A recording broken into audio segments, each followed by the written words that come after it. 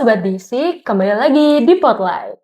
Pada episode kali ini, kita akan membahas tema soal Women in Tech bersama dua perempuan-perempuan hebat di sini nih. Ada Ibu Ima dan juga ada Kak Sally. Jadi, aku Sheila sama-sama juga nih perempuan-perempuan yang bergerak di bidang teknologi.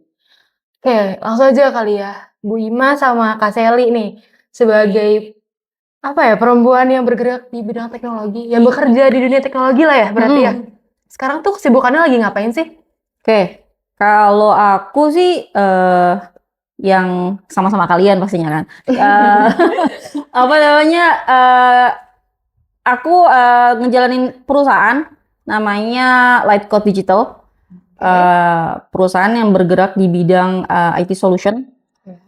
Di mana dua ini adalah warrior kantor yang lumayan pahlawan masa kini yang patut dicontoh sama teman-teman yang memang punya keinginan untuk bergerak di bidang teknologi, terutama menjadi seorang programmer gitu sih. Sama ngejalanin juga diisi lembaga yang memang dikhususkan untuk teman-teman yang ingin mengikuti pelatihan atau untuk ngajarin teman-teman juga yang mau jadi programmer, untuk belajar desain dan animasi juga. Itu aja sih kesibukannya. Kalau Kak Sally sendiri gimana? Saat ini ya seperti yang Bu Ima bilang, saya adalah salah satu pegawai yang ada di perusahaan yang dipegang oleh Bu Ima, Light Code Digital. Dan saat ini saya juga sedang menempuh pendidikan university dan semester akhir, semoga Amin. Lagi skripsian berarti ya Kak ya? Dan semoga juga pekerjaan dan kuliahnya juga tetap lancar ya. Amin. Ya cukup itu sih kegiatan. Cukup lama sih aku sama Sally dari tahun berapa sih? Dari 2019 ya. Kita di perusahaan lama ya, di IC Solution. Ketika bikin perusahaan baru lagi, ditemenin lagi sama Mbak Sally ini. Jadi kita bareng-bareng lagi. Senior. Orang lama. Sela sendiri gimana sih? Aku sekarang ini baru lulus SMK. Aku baru mau masuk perguruan tinggi. Maba. Iya, Mahasiswa maba baru. Nih, aku maba nih semester 1 nih baru nih. Baru mau masuk banget. Boleh di-spill nggak kampusnya? Aduh. Boleh nggak ya? Aduh. Gimana nih? Ya ada lah ya. Salah satu kampus di Jakarta. Jakarta nih. Anak Jakarta. Kampus juga aku bekerja di perusahaan yang dipegang oleh Bu Ima, bareng Kak Sally juga di sini sebagai divisi IT-nya. Oke. Kalau buat Bu Ima sama Kak Sally nih, kan sebagai orang yang sudah lebih berpengalaman di bidang IT, kira-kira apa sih tantangan terbesar sejauh ini ya selama kalian itu berada di bidang IT? Maksudnya kan kalau misalkan yang kita lihat ya, realitanya itu di bidang IT itu sekarang lebih dikuasai sama laki-laki kan mayoritas. Ya, setuju. Apalagi nih kalau aku pribadi nih aku ngelihat grup-grup maba aku nih, yang jurusan aku isinya laki-laki semua Bu. Isinya 90% laki-laki, 10% perempuan. Waduh, itu banyak dong kecengannya. Aduh. Nah kalau Bu Ima sama Kak Sally ini gimana nih sejauh ini? Sally mungkin? Ada cerita lucu sih kenapa bisa belum ya? bisa terjun di dunia IT ini. Ya, kenapa awal mulanya tuh kan pas lulus SMP tuh bingung mau SMK atau SMA kan. Tapi pas itu tuh kayak berpikiran kayak nanti mau langsung kerja aja deh gitu kan. Jadi milih lah kita SMK. Dan waktu itu kan sekolahnya deket SMP kan. Jadi yaudah daftar aja di situ. Pas dites ternyata tuh nilai MTK aku tuh matematika aku lebih tinggi saat itu, dan saat itu tuh sekolah SMK tuh kayak menyarankan untuk kamu tuh masuk ke rekayasa perangkat lunak ya. Jadi sebenarnya aku tuh di dunia kepengennya apa? Sebelumnya kepengennya apa? Pengennya multimedia. Aduh, nggak cocok jauh ya, lumayan jauh ya. Nggak cocok berarti. Saat itu saya dicemplungkan ke dunia IT, jadi kayak aduh ini saya bisa nggak ya? Hanya gara-gara nilai matematika yang katanya lebih tinggi daripada nilai-nilai lain di tes gitu Tapi kan. sejauh ini misal gak tuh masuk RPL tuh? Gimana ya? Awalnya sih sempet kayak ragu gitu, kayak bisa nggak ya? Takut kan, karena kan pada pas tahunan aku tuh kayak cewek jarang ya. Iya. Cewek tuh jarang, maksudnya Kayaknya hampir nggak sih? sampai sekarang sih. Sampai sekarang tapi nggak sih? kalau sekarang tuh kayak udah mulai banyak. Oh iya. Iya, tapi maksudnya kalau pas aku tuh kayak bener-bener, dan gimana Di, ya? di kelas kamu ada berapa perempuan? Ada 4. Oh iya. Di Ada total 4. total Lebih Total banyak tuh sih. ada 25 kalau Kamu? nggak salah. Aku 7 orang perempuan, satu kelasnya 38. Berarti kan rata-rata emang segitu. Iya, segitu. Rata-rata minoritas lah perempuan itu dibandingkan dengan laki-lakinya. Dan pada saat itu ingat banget tuh waktu kelas 3 SMK kan ada apa sih, magang ya? Magang. Dan itu tuh aku tuh kayak kelompok buangan gitu ya. Gimana ya? Dan itu tuh cewek-cewek semua. Kita kan sebelum magang di perusahaan ini kan harus minta persetujuan dulu dong ke kepala programnya. Jadi kayak kita ngajuin nih, Pak, bisa nggak gitu kan. Kita malah grup aku tuh kayak di gini loh, Bu, kayak yakin, saya tuh nggak yakin kalian tuh semua. Waduh, Jadi itu kayak guru yang ngomong parah ya. ya. Aduh itu parah Pada sih. saat itu tuh Parah kayak sih. Kacau. kita tuh dianggap sebelah mata perempuan. Ya mungkin emang pada saat SMK emang nggak kelihatan kali potensinya, tapi kan namanya belajar kan bisa dimanapun kan ya. Jadi mungkin pas saya magang tuh kayak ngerasa, oh kayaknya bisa nih gitu kan. Jadi lebih tahu lagi cara-caranya, terus dia gimana sih problem solvingnya gimana.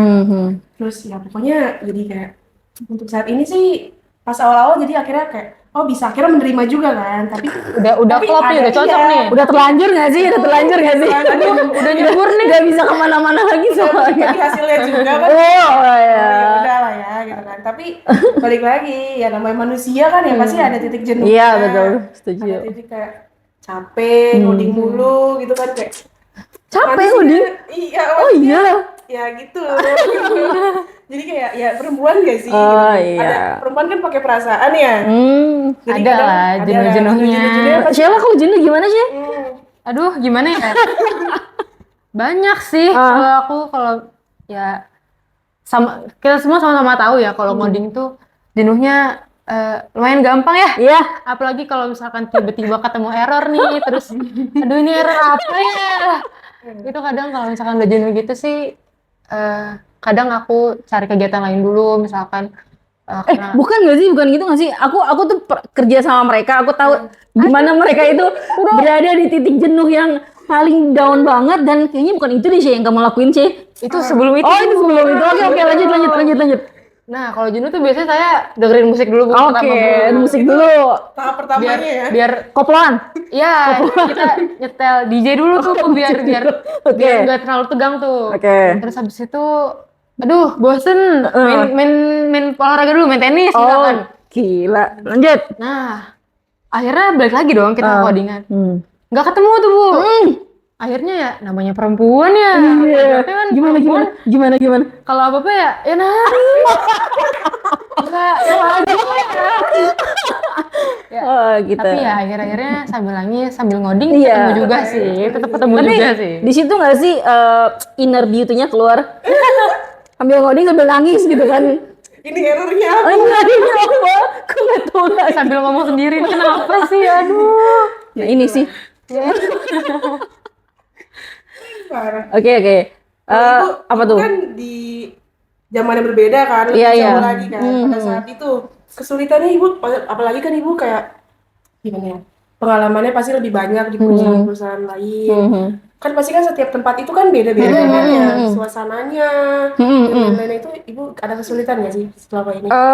Kebetulan banget ya, alhamdulillah banget aku tuh dari lulus D2 itu kerja di tempat yang memang orang-orangnya tuh ngomong gitu.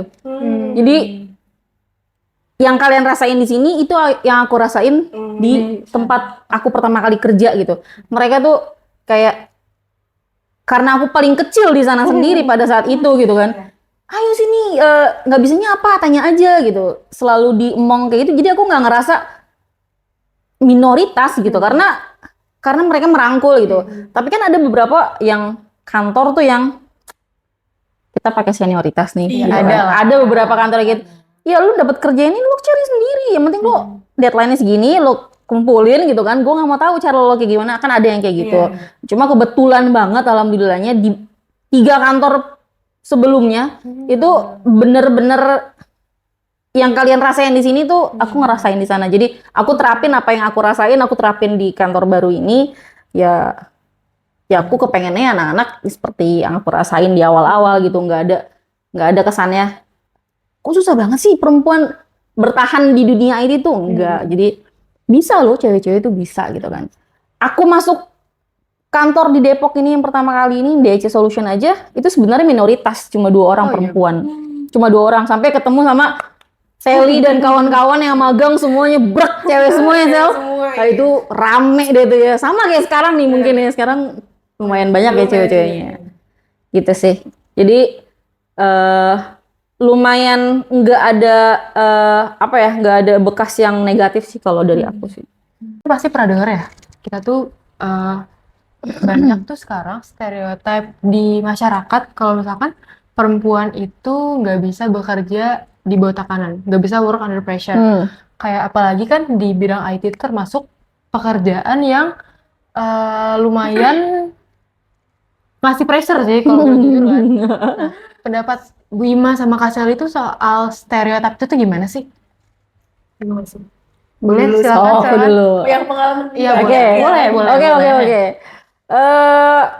Salah banget sih kalau buat aku ya. Entah karena aku punya rekan kerja yang tidak mempunyai pandangan seperti itu gitu kan. Atau memang ya dari akunya sendiri gak mau kalah nih, masa cowok bisa gua nggak bisa gitu. Mindsetku selalu kayak gitu kan. Jangan nyepelein cewek itu nggak bisa loh gitu kan. Bahkan aku sama Sally tuh pernah kerja sampai jam 12 ke atas ya Sel ya. Oh iya. Di klien kita pulang naik kereta ya Sel. Naik kereta. Ya itu kan cewek-cewek ya Sel. Cewek-cewek semua Cewek-cewek semua 3 dan that's fine gitu kan. Kita bisa kerja begitu gitu, nggak ada masalah juga gitu. Jadi buat aku sih kayak gitu udah. Tapi balik lagi nggak sih, Bu? Kan kalau ibu kan itu menurut pandangan ibu ya. Tapi kalau menurut pandangan aku balik lagi kayak perempuan tuh kadang ada yang pakai perasaan gitu loh. Jadi kayak tadi misalkan ketika kok gue di-push banget sih gitu kan. Ini kayak semua tuh dikeguain gitu. Terus akhirnya mendem kan sendiri, terus nangis. Tapi itu balik lagi kayak ketika abis nangis nih atau abis ya pokoknya abis get back up, langsung semangat kayak, lagi gitu ya. Gue nggak boleh kalah nih, pasti bisa nih. Ya nggak mungkin lah ini nggak bisa gitu. Pasti gitu. Tapi mungkin beda-beda kali cara penanganannya juga ya. Cara pemikirannya masing-masing. Masing-masing balik lagi sih. Itu kalau misalkan menurut aku sih ya, buat di era sekarang sih udah banyak gak sih wanita-wanita yang justru bahkan mungkin bisa dibilang melampau dari cowok-cowok pun banyak kan. Dan stereotip kayak gitu tuh mungkin stereotip yang dibikin sama orang-orang yang tabu, yang masih berpikir kalau perempuan itu yang ya semuanya halus, lembut, misalnya pekerjaan yang jangan salah. Nyapu laki.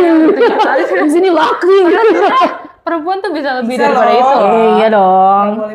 Don't underestimate us. Iya dong, pasti dong. Perempuan itu ketika perempuan itu mau berusaha pasti bisa kok. Gak ada sih yang nggak mungkin. Iya betul. Sama aja antara perempuan sama laki-laki tuh punya kesempatan yang sama. Itu balik lagi gimana ke orangnya masing-masing nge-handle apa yang mereka kerjain. Betul. Kalau dari Kak Sally sama Bu Ima, Kak Sally dulu deh, boleh deh.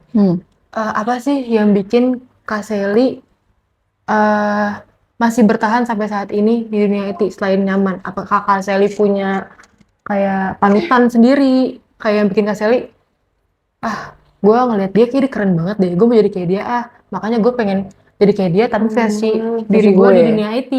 Ada nggak tuh kayak tokoh-tokoh yang menginspirasi Kak Sally? Tokoh sih kayaknya Soekarno. Atau mungkin seniornya Kak Sally gitu yang bikin gue mau deh kayak orang ini gitu. Kan kalau kerja mungkin lebih kayak belum terlalu banyak ya, tapi mungkin kan aku juga punya lingkungan perkuliahan yang punya teman-teman yang hebat-hebat banget. Apalagi kan aku kelas karyawan ya, jadi di satu kelas tuh bisa kayak orang-orangnya tuh bisa kerjanya di perusahaan-perusahaan yang ternama juga.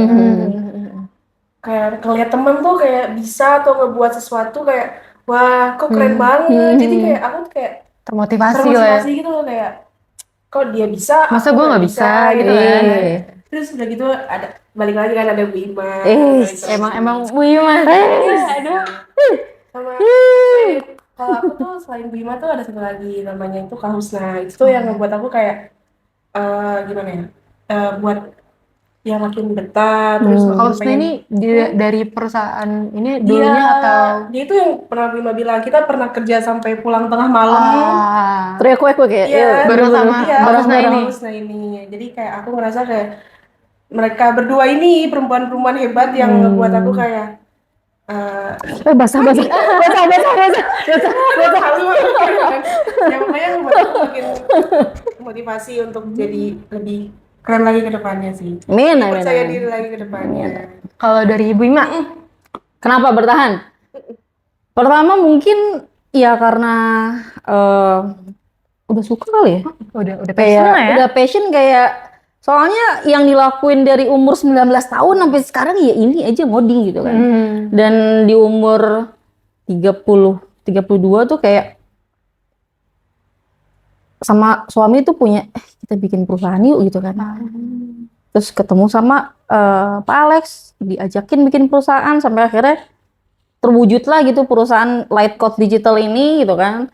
Alhamdulillah banget dan dibantuin sama tim-tim yang gila. Ini tim tersolid dan terkompak yang pernah aku miliki sih sebenarnya. Aduh, Dan basah. emang untuk membasahi kalian sebenarnya. Ya bener-bener dari nol sama kalian dan aku pikir kayak ini udah my second home gitu di sini. Jadi ya udahlah itu udah I love this job. Udah kayak gitu. Nggak ngerti lagi deh. Kalau kamu gimana? Ini kuliah juga ngambil jurusannya apa? Aku ngambil jurusan teknologi permainan. Gokil coba Mak. Permainan diambil jurusannya. Iya, masuknya main-main sih. Jangan mainin cowok sih. Aduh, enggak dong. Main yang lain dong. Lanjut. Kenapa sih? Kenapa? Mungkin karena aku tuh orangnya emang suka banget sama yang namanya tantangan, Bu. Jadi kalau ada yang susah, gas, Cocok. Kalau dia susah, kenapa enggak gitu? Kasih berarti yang susah. Waduh. Loh, tadi kan kamu bilang. Nangis dulu saya. Nangis dulu. Tapi ntar kalau udah dapet, senangnya seneng banget. Iya dong. Itu sih. Iya. Ya kenapa suka banget di dunia perkuliahan itu karena itu. Karena kayak pusing-pusingnya, senangis-nangisnya tuh waktu dapet nemuin box-nya di situ tuh kayak dan berhasil ya. Ternyata ini doang gitu kan. Ternyata gak tidur tuh buat ini doang. Parah banget.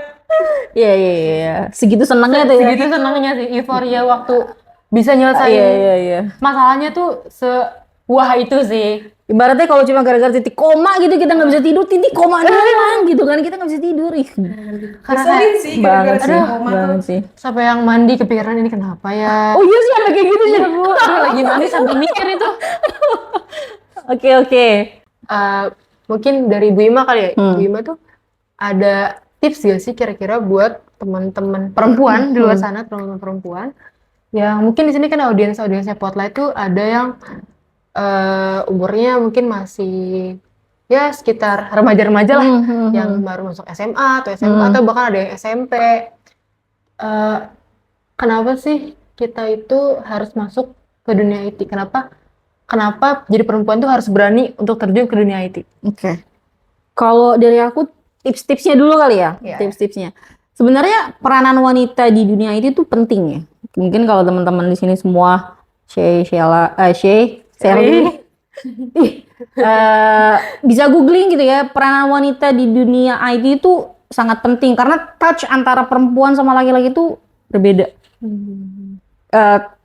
Kadang perempuan itu kerja cepet gitu kan, yang dibutuhin tuh kadang-kadang gitu kan, dibanding dengan laki-laki yang kadang-kadang kerjanya, kebanyakan laki-laki di dunia IT yang aku tahu tuh ya itu terlalu perfeksionis gitu. Iya. Nah itu bisa dicombine sama kita yang maunya cepat gitu, bukan yang mau cepat dalam arti kata yang penting jalan gitu, enggak juga gitu, cuma Ya itu kerjasama yang baik lah. Kenapa pentingnya? Kalau laki-laki semua pasti ada yang miss, entah missnya dari mungkin secara flow-nya. Iya. Ada lah Iya, ya. ada lah pasti yang miss lah. Dan satu tim IT itu pasti ada perempuannya. Harus ada perempuan. Harus ada perempuannya. Touch-nya tuh berbeda antara laki-laki dan perempuan. Buat teman-teman di luar sana yang kepingin jadi programmer kayak mereka nih gitu kan. Pertama sih ya memang harus ada passion dulu gitu kan. Kedua mau ngoprek sih, mau latihan di rumah gitu kan. Jangan cuma dapat pelatihan di sekolah atau di tempat les atau di mana gitu. Habis itu nyampe rumah udah gitu nggak dilakuin lagi, itu nggak bisa dong. Pasti kan apa-apa juga harus dipelajarin nih. Nah, semua diulang lagi dan kepingin tahu sih. Kalau kita udah buat aplikasi yang crud-nya di satu fitur misalnya karyawan, bisa nggak sih kita buat di fitur lain gitu kan? Coba dengan tambahan fitur mungkin upload foto dan lain sebagainya. Itu sih nyoba-nyoba ngoprek sih. Itu aja sih udah. Harus banyak kepo sih. Iya, harus banyak kepo. Jangan lupa kalian harus sering-sering googling dari Stack Overflow. Sekarang udah dipermudah sama udah banyak apa sih banget ChatGPT itu udah kayaknya nggak laku nggak sih jadi Stack Overflow? Ih, sedih banget gara-gara ChatGPT.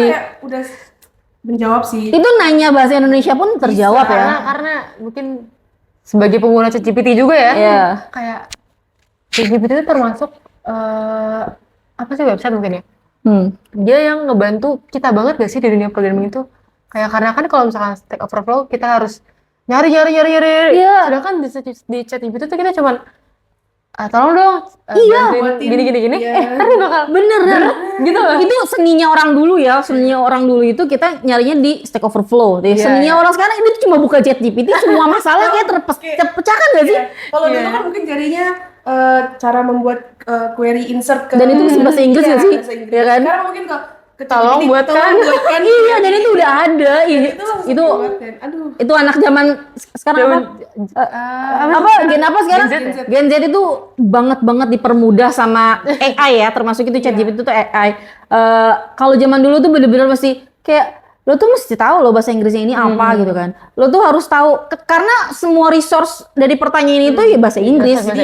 Nggak ada coding tuh bahasa Jawa, bahasa Indonesia, bahasa Perancis tuh nggak ada bahasa Inggris. Jadi sebagai cewek kalau misalnya ada yang mau ditanyain kan malu gitu nanya ke cowok atau apa gitu. Ya itu tadi mempermudah salah satunya ChatGPT. Banyak kok AI yang ngebantu coding sekarang tuh ChatGPT misalkan. Terus apalagi ya, aku ada deh pokoknya banyak deh bisa dicari aja sih. Ngebantu banget bagi anak-anak yang kayak introvert yang malu bertanya.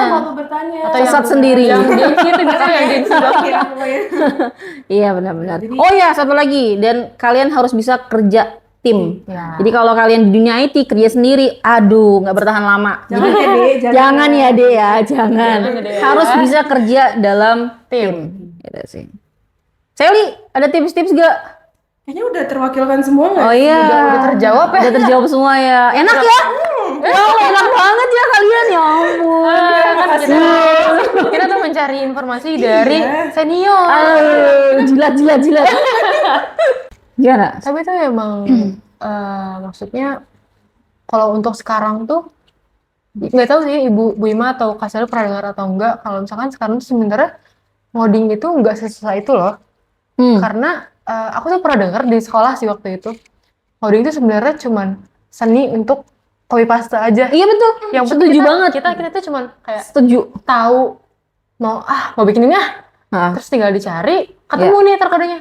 Copy paste. Iya, setuju. Emang kayak gitu gak sih? Dari dulu gak sih? Sebenarnya dari dulu emang kayak gitu. Tinggal gimana kita tahu penempatan pastenya di mana gitu kan. Di situ kan sebenarnya tantangannya kan. Iya, kita dapat jawabannya di sini, kita copy, tapi kita nggak tahu mau paste di bagian yang mana. Ya nggak bisa juga gitu. Tantangannya adalah ketika kamu sebenarnya jawabannya udah di mana-mana tuh ya. Harus bisa problem solvingnya aja sih. Jawabannya udah di mana-mana tuh ya sebenarnya. Tinggal gimana naruhnya. Itu kan nyocok-nyocokin aja sih. Itu sih bener. Mudah sebenarnya. Kenapa sebenarnya dipelajari sendiri di rumah pun bisa. Betul. Dan ini gunanya lembaga di isi kita nih. Jadi kalaupun kalian nggak dari jurusan SMK, nggak dari jurusan IT yang berbau IT lah, kalian tuh bisa banget belajar dari lembaga kita ini diisi. Di situ banyak kelas-kelas online yang bisa kalian kepoin gitu kan. Mau kalian kelas offline maupun online, mau belajar pemrograman ataupun animasi ataupun desain, kepoin. Kita semua ada. Ya, ada IG-nya, ada websitenya, ada apa lagi ya? Ada podcastnya? Ada podcastnya gitu. Dan Instagramnya jangan lupa ya, di-follow. dan kita tuh punya rutinitas aktivitas webinar. Webinar. Kalau nggak salah sebulan sekali ada webinar deh. Ada Jadi workshop juga. iya, ada tuh. workshop juga. Ada pelatihan-pelatihan banyak deh. Iya, pokoknya. banyak deh bootcamp, Kepoin bootcamp aja. ya. Kepoin terus. Oke, cukup kali ya buat perbincangan Siap. Women in Tech kali Pembicaraan ini. kita Terima seru kasih, banget terima ya, kasih. Sih. Seru-seru banget sih, dapat ilmunya banget sih ya. Buat temen-temen, kalau misalkan punya pertanyaan-pertanyaan lebih lanjut soal topik ini, atau mungkin teman-teman mau kita bahas topik-topik lain, bisa komen aja di kolom komentar, atau teman-teman bisa hubungi sosial media kami, gitu, ada IG-nya, ada TikTok-nya, ntar bakal dicantumin di bawah ini. Oke, teman-teman mungkin itu aja untuk episode Spotlight kali ini. Jangan lupa like dan subscribe video ini. Jangan lupa, jangan lupa. Sampai ketemu di episode Spotlight berikutnya. Dadah! Thank you, thank you.